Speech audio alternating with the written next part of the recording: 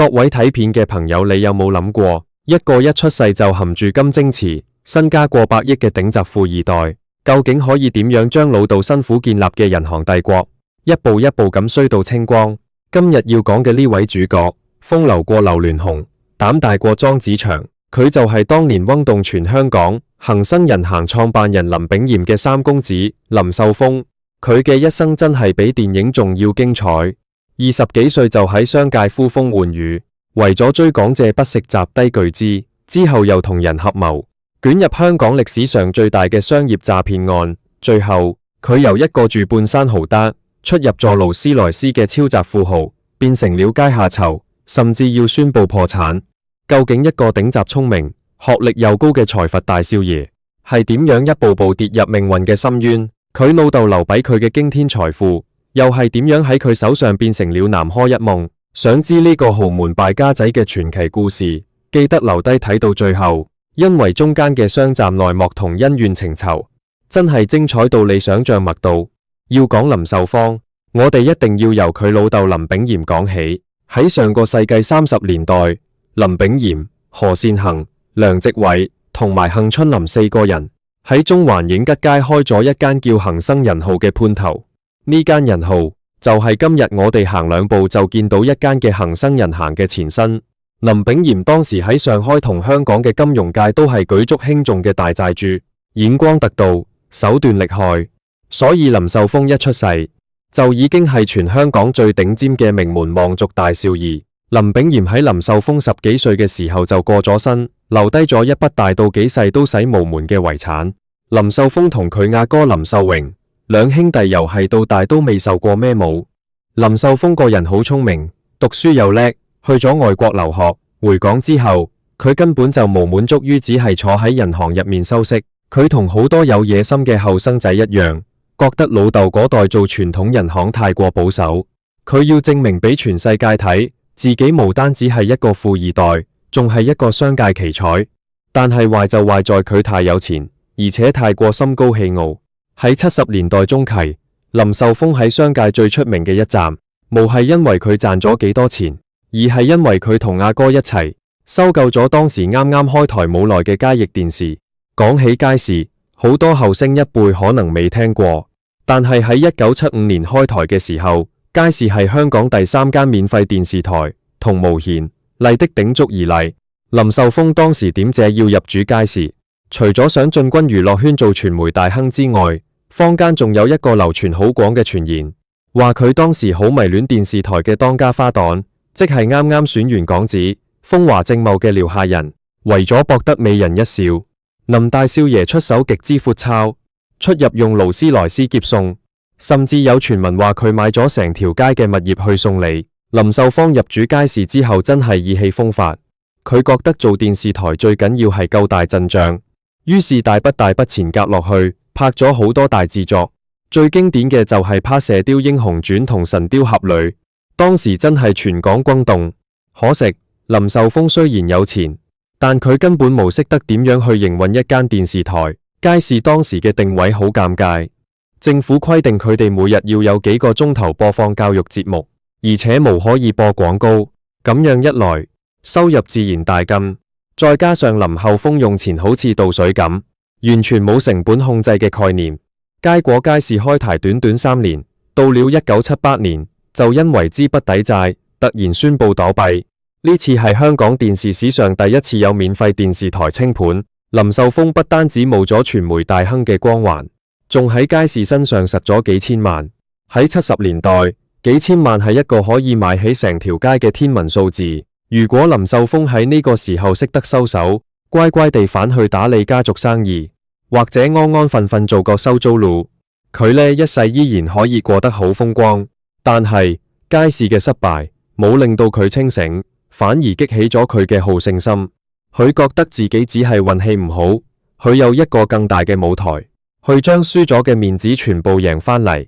就喺呢個時候，一個改變佢一生，甚至改變埋全香港商界歷史嘅神秘男人出現了。呢個人就係佳寧集團嘅主席陳松青。陳松青呢個人喺70年代末嘅香港商界，直情好似一個神話。佢由新加坡嚟到香港，本來只係一個普通嘅工程師，但係短短幾年之間，佢好似識得變魔術咁，手上突然之間有咗源源不絕嘅資金，佢四出收購公司、物業，每一次出手都係幾億咁買，全香港嘅大銀行、大財閥都當佢係財神爺。林厚豐見到陳沖青炒樓炒股賺到盤滿缽滿，心入面嗰種投機嘅慾望徹底被點燃，佢覺得陳沖青先係真正做大生意嘅人。於是兩個人一拍即合，開始咗密不可分嘅合作。1980年，陳松青同林秀峰合作，策劃咗一宗震驚全港嘅商業收購案。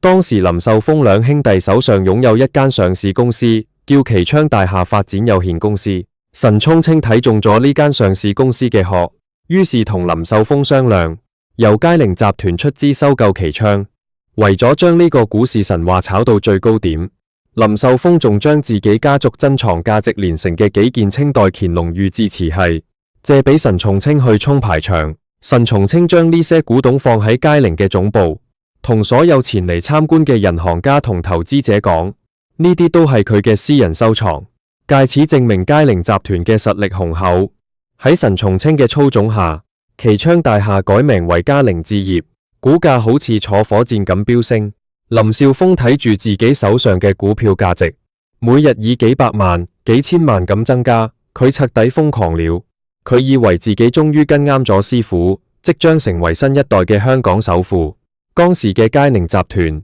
表面上風光無限，買下中環金門大廈，轉手就話賺咗幾億，全香港嘅股民都跟住瘋狂，只要同佳寧有關嘅股票，大家就盲目咁衝入去買。但係花無百日功，始終歸包無住火。到了1982年，全球經濟轉下，香港前途問題引發地產崩盤，佳寧集團嘅神話終於爆破。原來陳沖青所謂嘅百億帝國，全部都係靠虛假會計數目、左手到右手嘅關聯交易，以及賄賂銀行高層騙取貸款築起嘅巨型哥德式幻象。佳寧集團清盤，欠下幾十億債務，成為當時全港甚至全球最大嘅破產案。隨之而來嘅係廉政公署同警方嘅大規模調查。林秀峰作為陳沖青嘅密友同重要合作夥伴，自然難逃法網。在調查過程中，廉政公署發現林秀峰喺擔任佳寧置業董事期間，涉嫌同陳沖青串謀，利用虛假嘅股票交易同埋偽造嘅銀行文件，去欺騙股民同貸款銀行。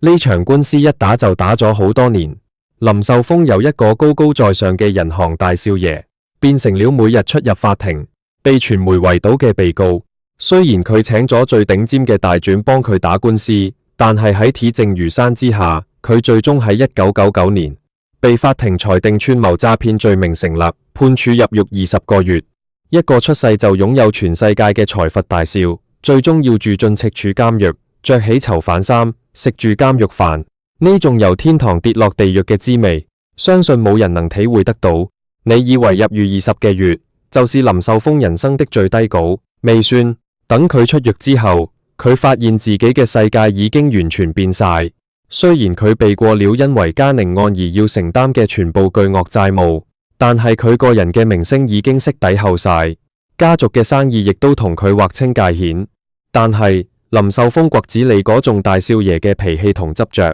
並冇因為坐過監而改變。出獄之後嘅佢，做咗一件令全香港豪門都為之側目嘅事。佢同老友當時嘅華人置業主席劉鑾雄打官司，呢場官司嘅導火線，竟然就係當年佢借俾陳松青，後來輾轉落入劉鑾雄手上嘅幾件乾隆御製瓷器。其中最珍貴嘅係一件乾隆御製五屏風。林秀峰話呢啲古董係佢當年借俾陳松青沖排場嘅，並無係賣俾佢。佳寧倒閉之後，那些古董被拍賣，劉鑾雄買咗。林秀峰認為呢些古董屬於佢，要求劉鑾雄歸還或者賠償巨額差價。呢場官司打得好轟烈，兩個頂級富豪喺法庭上針鋒相對。林秀峰當時已經冇晒昔日嘅財力，但佢為咗呢啖氣，不惜將自己剩餘嘅資產全部集落去打官司。結果法庭判林秀峰勝訴，劉鑾雄需要賠償1億幾解。林秀峰當時好多人都以為林秀峰拿到呢1億幾，終於可以安享晚年。打一場漂亮嘅翻身仗。但係命運偏偏同佢開咗一個好殘酷嘅玩笑。就在林秀峰贏了官司，滿心歡喜以為有錢收的時候，恒生銀行的母公司以及其他債主紛紛湧上前。原來林秀峰咁多年嚟積欠咗無數嘅債務，包括當年打官司嘅龐大律師費。債主們一見到佢有錢收，即刻向法庭申請凍結令。結果嗰1億幾嘅賠償金，林秀峰連掂都未掂過，就直接被法庭劃走去還債。更慘嘅係呢1億幾根本填無門佢身上嘅巨債。到了2002年，因為無力償還剩餘嘅欠款，林秀峰被債權人入稟法院，正式宣布破產。由出生時的百億身家，到最後變成法庭宣判的破產人士，林秀峰用了大半生的時間，演繹了什麼叫真正的蘇清光。為看林秀峰嘅一生真係令人唏噓。佢哥哥林秀宏一生低調，安分守己。雖然冇做出咩驚天動地嘅大生意，但起碼保住咗富貴同名聲，獲得安穩。而林秀芳明明手握一條最好嘅歷史命運，現有最高嘅學歷，有最雄厚嘅家族背景，有數不盡嘅人脈資源，但係佢雖在太過自大，太過執着於要證明自己，佢總覺得自己比老豆厲害，比同輩聰明，結果盲目追求快錢，追求刺激。最終被陳沖清咁樣嘅世界騙子利用，一步步走入萬劫不復嘅深淵。佢追港紙、投街時，表面上係風流豪想，實際上係虛榮心作怪。